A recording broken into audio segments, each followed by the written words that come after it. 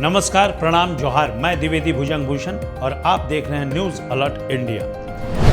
तो सबसे पहले शुरुआत करते हैं कि देश में जो इस समय 2-3 मुद्दे काफ़ी गर्म हो चुके हैं, जिसमें बिहार में एक चुनाव है, SIR का मुद्दा है और SIR का मुद्दा लेकर उन देश के तमाम राजनेताओं को और राज्यों के जो मुखिया हैं, जहां पर SIR को उल्लंघन करने वाले लोग हैं, उन्हें बहुत जोर की मिर्ची लगी पड़ी है। वर्तमान में देश में हो रहे राजनीतिक पतन की पराकाष्ठा हो गई है। आप भी देख रहे होंगे कि देश के जितने भी नेता हों या प्रतिपक्ष के हों या पक्ष के हों तथा दो बड़े गठबंधन जो वर्तमान में हैं, एक दूसरे पर अमर्यादित भाषा और संसदीय भाषा का धड़ल्ले से प्रयोग करते नजर आ रहे हैं। दो शब्द काफी ट्रेंड में चल रहा है, एक चोर और दूसरा पप्पू।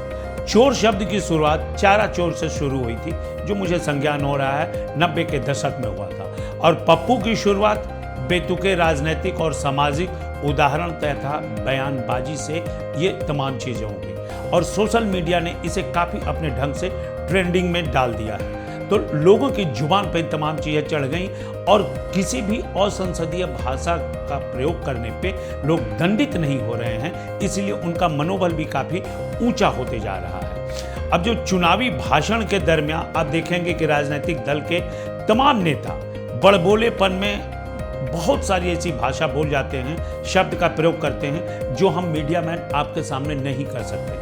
और प्रवक्ताओं की तो बात ही छोड़ दीजिए, आए दिन टीवी शो में आप देखेंगे कि शाम 6 से लेकर 10 बजे तक जो डिबेट होता है, उसमें मदारी का जो खेल होता है और लोग काफ़ी इंजॉय करते हैं। एंकर भी काफ़ी इंजॉय करता है, एंकर चाहता भी है, क्योंकि ट्रेंड अगर वही चलेगा तो TRP भी बढ़ेगा। और जो नेता भी हैं वो जानते हैं कि उनको इसी बड़बोलेपन, उटपटांग हरकत और अपशब्दों के लिए टीवी शो में आमंत्रित किया जाता है। और इसी तरह अभी आजकल भी देख लीजिए कि SIR का मुद्दा जैसे बताया मैंने, और यह मुद्दा की शुरुआत बिहार में हुई। बिहार में 9 जुलाई में जो भारत बंद बुलाया गया, चक्का जाम बुलाया गया, फिर दिल्ली में आप देखेंगे कि लोग चुनाव आयोग की तरफ कूच किए।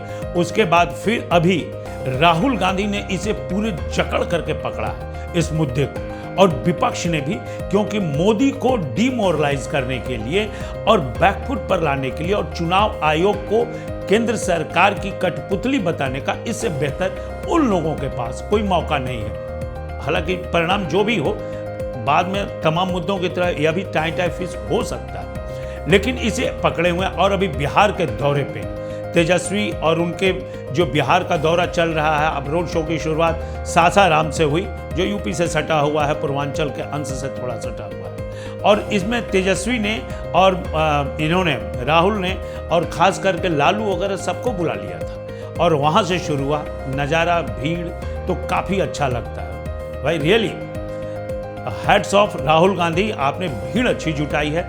भले ही RJD के सहयोग से, भले ही SIR में जो छटे हुए 65 लाख लोग हैं जो मृत हैं, उन्हें छोड़ के बाकी लोग इसी भीड़ में शामिल हैं, और जो लोग उपेक्षित हैं वो भी इसी भीड़ में शामिल हैं, क्योंकि उनके पास अब कोई मुद्दा नहीं है। और जो भीड़ किस तरह से आती है और इतनी भीड़ क्यों होती है, और ये किसी से छुपा नहीं है। और आप देखिए ये कैसे भीड़ आती है और क्यों यह भीड़ कितनी कारगर है। बीजेपी, राहुल गांधी देखिए बीजेपी को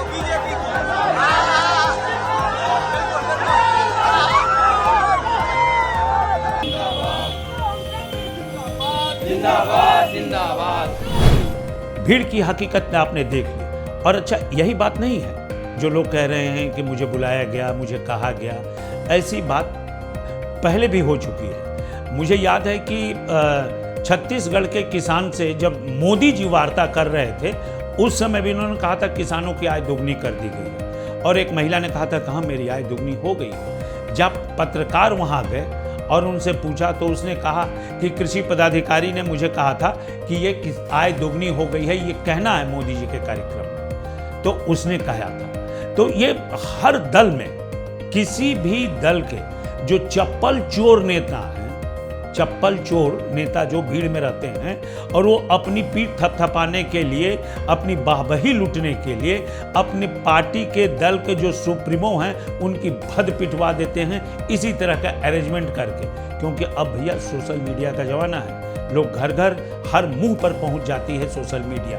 और आप देख लीजिए बिहार में भी अभी जो आपने देखा कि गया, नवादा, औरंगाबाद, नालंदा, ये तमाम जो जगह है ये पूरी तरह से मगध बेल्ट का एक हिस्सा है और ये माई समीकरण पे आधारित है। पिछली बार आरजेडी को इधर बहुत अच्छी सफलता मिली थी और यही वजह है कि कुछ लोग तो त्रस्त हो गए एमपीओं से इनके आरजेडी के, कुछ लोग जो त्रस्त नहीं थे वो लोग भी उनका नाम कटा है। तो इन सभी जगहों को वोट बैंक के रूप में, माई समीकरण के रूप में राहुल और तेजस्वी दोनों ही मिल करके इसे टारगेट कर रहे हैं। अब आप देख लीजिए कि मगध क्षेत्र में जो बड़े बड़े नेता आए हैं उसमें आप नालंदा के या नवादा के इन जगहों के जो मान्य नेता हैं जादव के, उनका नाम है राज वल्लभ यादव।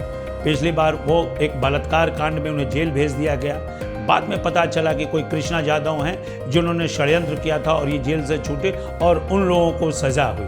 अब राज वल्लभ यादव जो छूट करके आए हैं, पहले ये आरजेडी में थे, इनकी पत्नी आरजेडी की विधायक हैं वहाँ पे नवादा में, तो इन लोगों ने जिस तरह से उनके साथ किया, अब ये खबर ये भी आ रही है सूत्रों के हवाले से मैं कह सकता हूँ कि राज वल्लभ यादव यू टर्न करके शायद संभावना है कि ये एनडीए गठबंधन में चले जाएं।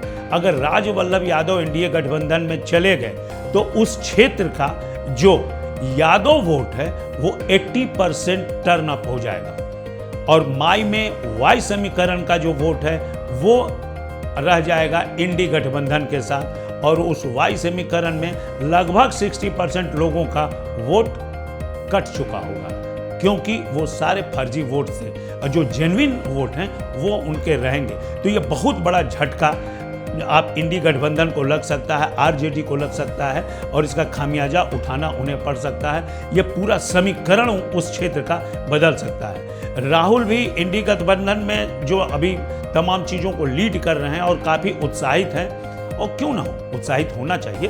भीड़ की ये जो भीड़ देख रहे हैं ना लोगों की सुनामी बिहार में, वो उसे देख करके राहुल को ऑब्वियसली उन्हें उत्साहित होना चाहिए क्योंकि राहुल जी के नाम पर इतनी भीड़ कहीं इकट्ठा होती नहीं है। और यदि अब इसका दूसरा पहलू ये भी है कि बिहार में जो बातें चल रही हैं कि वीआईपी में जो है साहनी वो अगर आ जाते हैं तो ये मल्लाह समाज इनके साथ अगर आ जाता है तो ये फिर से एक बार एनडीए गठबंधन के लिए बहुत बड़ा झटका होगा क्योंकि ये गंगा पार के कई क्षेत्रों में लगभग 20 से 25 सीटों को वो भी प्रभावित कर सकता है।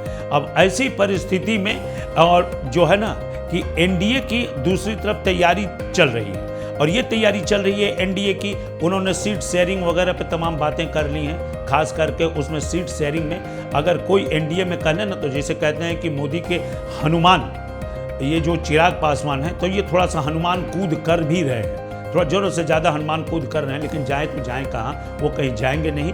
लेकिन उनके साथ बातचीत लगभग फिक्स हो गई है सभी सीटों पर, जेडीयू कुछ सीटों पर तैयार भी हो गई है ताकि नेट रिजल्ट जो है वो एनडीए के पक्ष में आ जाए। अब वो भी हो जाता है तो बिहार के जो इंडी गठबंधन है उसको ये झटके पे झटका लगने वाला है। लेकिन चुनावी माहौल की आगाज़ राहुल बाबा ने तो शुरुआत कर ही दी है, इसमें कोई दो राय नहीं है और बड़े पैमाने पे राहुल गांधी ने इंडी गठबंधन ने शुरुआत की है। शुरू तो कर दिया है आगाज़, अब अंजाम हमें और आपको देखना बाकी है। नमस्कार, धन्यवाद।